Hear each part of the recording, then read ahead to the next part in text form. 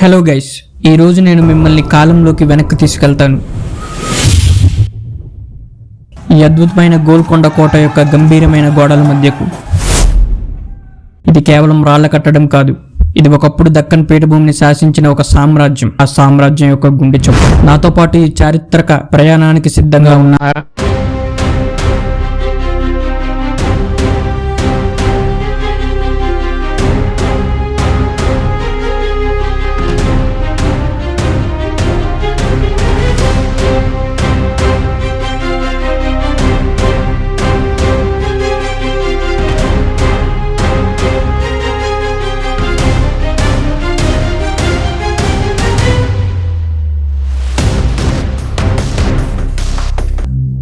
ఈ ఆకాశాన్ని అంటే రాతి కోట ఒకప్పుడు సాధారణ మట్టి కోటగా ఉండేదని. అవును, 1143లో కాకతీయ రాజులు దీనిని మొదట నిర్మించారు.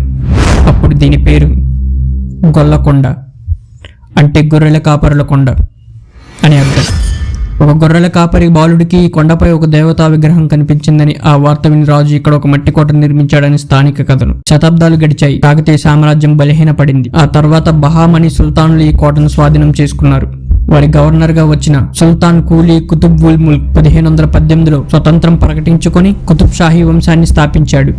అప్పుడే గోల్కొండ చరిత్ర కొత్త మలుపు తీసుకుంది. సుల్తాన్ కూలీ మరియు అతని వారసులు ఈ మట్టి కోటను ఒక అభేద్యమైన గ్రానైట్ దుర్గంగా మార్చారు. వారి లక్ష్యం ఒక్కటే, దక్కన్ పీఠభూములలో తన ఆధిపత్యాన్ని చాటే ఒక శక్తివంతమైన రాజధాని నిర్మించడం.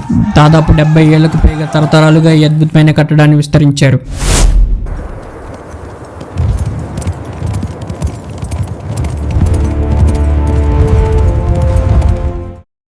ఇప్పుడు నేను మీకు ఈ కోట యొక్క అతిపెద్ద ఇంజనీరింగ్ అద్భుతాన్ని చూపిస్తాను. ఇది మాటలతో కాదు, శబ్దంతో మాట్లాడుతుంది.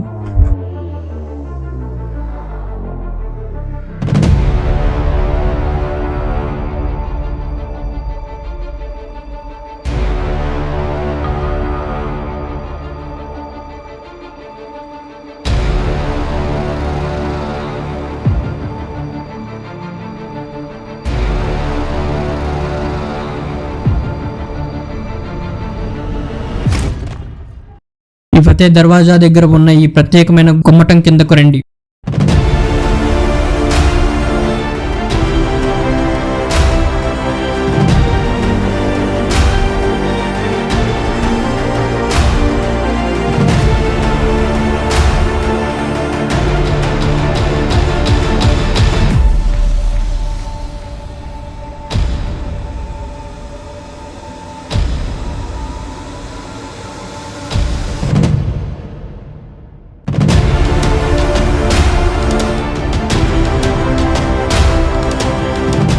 ఇక్కడ చప్పట్లు కొట్టండి, రాజుగారు పైన వింటారు అని అంటారు. నిజమేనా? చూద్దామా? ఈ సర్టెన్ పాయింట్ దగ్గర నించొని చప్పట్లు కొడితే మనకి ఎకో సౌండ్ వినిపిస్తుంది. అక్కడ నుంచి కొంచెం ముందుకు వెళ్ళి సేమ్ ప్లేస్లో క్లాప్స్ కొడితే మనకి ఎకో సౌండ్ వినిపించదు. ఇది చాలా అద్భుతం కదా.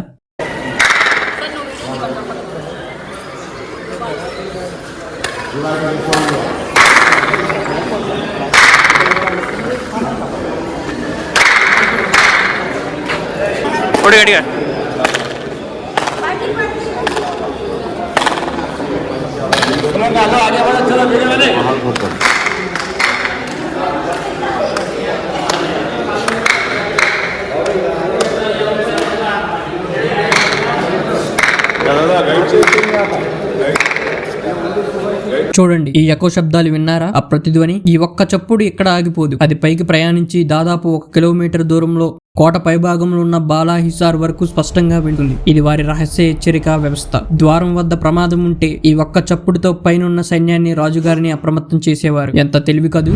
అద్భుతాలు ఇక్కడతో అయిపోలేదు. ఒకటి పైన ఆకాశంలో వినిపిస్తే మరొకటి భూమి లోపల దాగి ఉంది. కథల ప్రకారం ఈ కోట నుండి ఒక రహస్య స్వరంగం మొదలవుతుంది. అది కేవలం తప్పించుకోవడానికే కాదు, అత్యవసర పరిస్థితుల్లో సైన్యాన్ని, సామగ్రిని తరలించడానికి కూడా ఉపయోగపడుతుంది. ఈ సొరంగం ఎక్కడికి దారి తీస్తుందో తెలుసా? మనం ఇంత ముందు వీడియోలో మాట్లాడుకున్నట్టుగా నేరుగా పాత నగరం నడిబొడ్డున ఉన్న చార్మినార్ వరకు. 5వ కుతుబ్ షాహీ సుల్తాన్ మహమ్మద్ కూలీ కుతుబ్ షా తన రాజధానిని గోల్కొండ నుండి కొత్తగా నిర్మించిన హైదరాబాద్ కు మార్చాడు. ఆయనే చార్మినార్ నిర్మించాడు. ఈ సొరంగం ఆ 2 రాజధానులను కలిపే రహస్య మార్గమని నమ్ముతారు.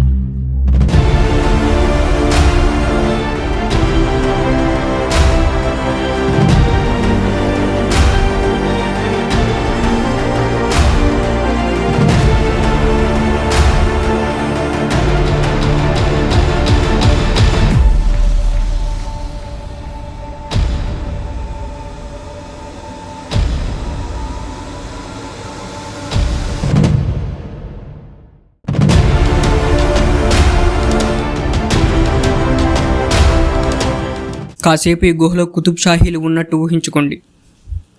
ఊహించుకోవడం ఎందుకు, నేనే చూపిస్తాను.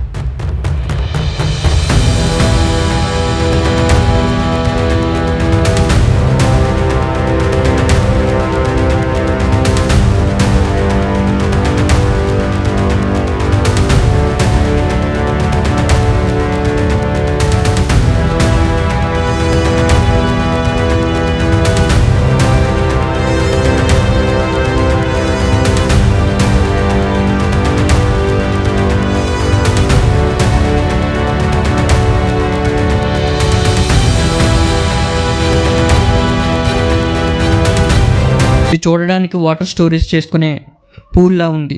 ఆ కాలంలో దీన్ని ఎలా ఉపయోగించేవారో ఊహించుకుందాం.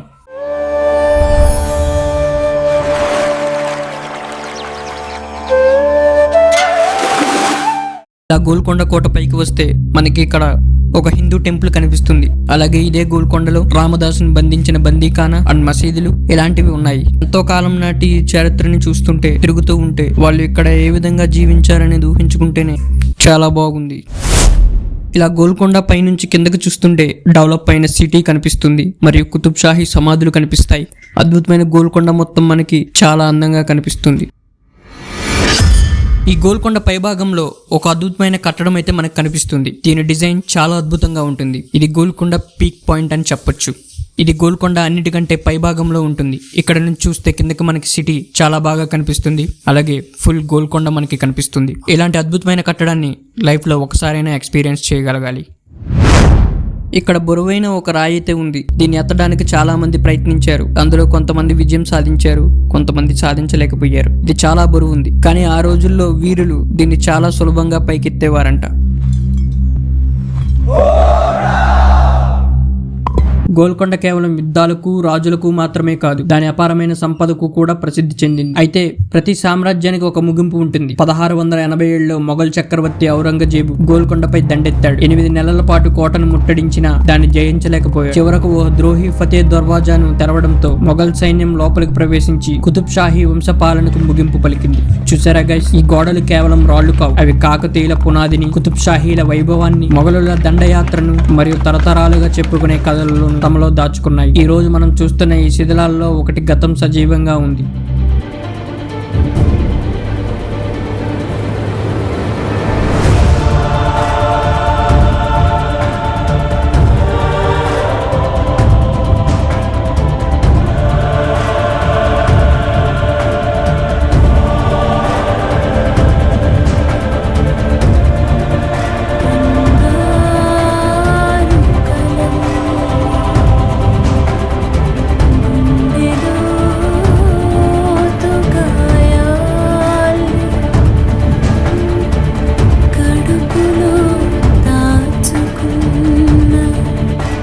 జీవనది